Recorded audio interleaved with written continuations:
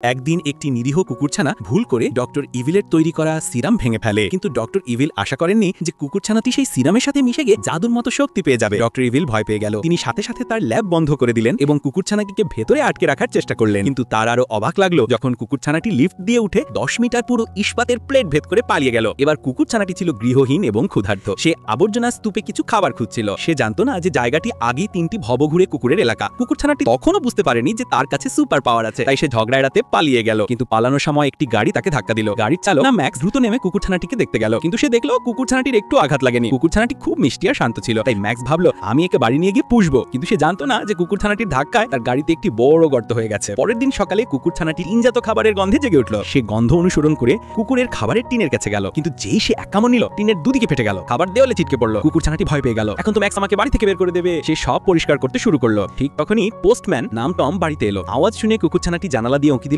এবং ঘেউ ঘুঁ করতে লাগলো। টম তাকে টিজ করলো। কুকুরছানাটি জোরে ঘেউ ঘু করলো, আর তখনই জানালার কাজ আর টমের চশমা লেন্স দুটোই ভেঙে গেল। টম ভয় পেয়ে দৌড়ে পালিয়ে গেল। টম চলে যাওয়ার পর কুকুরছানাটি সোফার নিচে একটি টেনিস বল দেখতে পেল। সে সেটা বের করতে দৌড়ালো, কিন্তু ভুল করে সোফাটাই উপরে তুলে ফেললো। কিছুক্ষণ পরে ম্যাক্স বাড়ি ফিরলো। বাড়ির অবস্থা দেখে সে ভাবলো কেউ চুরি করেছে। তখন সে একটি আওয়াজ শুনলো, এইসব আমি করেছি। ম্যাক্স চমকে গেল, কারণ ঘরে কেউ ছিল না। সে মজা করে কুকুরছানাটিকে জিজ্ঞেস করলো, তুমি কি কথা বলছো? কুকুরছানাটি বলল, হ্যাঁ। দুজনেই অবাক হয়ে গেল। তারা বিশ্বাসই করতে পারছিল না যে তারা একে অন্যের কথা বুঝতে পারছে। এরপর ম্যাক্স কুকুরছানাটিকে নিজের কাছে রাখার সিদ্ধান্ত নিল, কিন্তু সে জানতো না তার বন্ধু লিলি একটা ছোট মেয়ে কুকুরও সাথে এনেছে। কুকুরছানাটি প্রথম দেখাতেই তার প্রেমে পড়ে গেল। তারপর সে নিজের সুপার পাওয়ার দেখাতে শুরু করলো। ম্যাক্স সব দেখে অবাক হয়ে গেল। অন্য কেউ যেন ব্যাপারটা জানতে না পারে, তাই ম্যাক্স কুকুরছানাটিকে বলল, এখনকার জন্য এখান থেকে বের হও। সে কুকুরছানাটিকে জিজ্ঞেস করলো, তুমি আর কি করতে পারো? কুকুরছানাটি চেষ্টা করলো এবং দেখলো সে অনেক দূর পর্যন্ত দেখতে এবং শুনতে পারে। ঠিক তখনই সে শুনতে পেল লিলি সাহায্যের জন্য ডাকছে। সে সাথে সাথে তার সাহায্যের জন্য শহরের রাস্তায় দৌড়াতে শুরু করলো। দৌড়াতে দৌড়াতে তার মনে হলো সে এবার উঠতেও শুরু করেছে। বন্ধুরা, যদি এই গল্পটি ভালো লাগে তবে ভিডিওতে লাইক করে দিও।